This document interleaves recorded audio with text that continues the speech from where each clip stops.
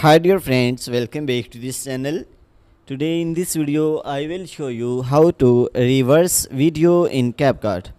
So without wasting time, let's start video. If you find this video is helpful for you, then please give like this video and subscribe our channel. Firstly, open the CapCut. Here you can see video, so click on the video and then click on scroll the left side.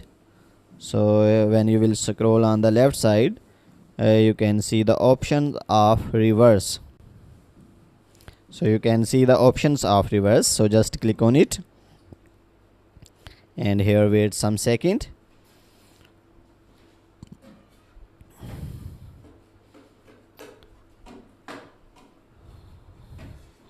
So when I will play this video,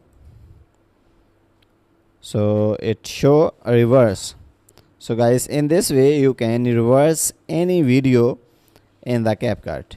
So guys, if this video is helpful for you, then please give like this video and subscribe our channel. Thanks for watching.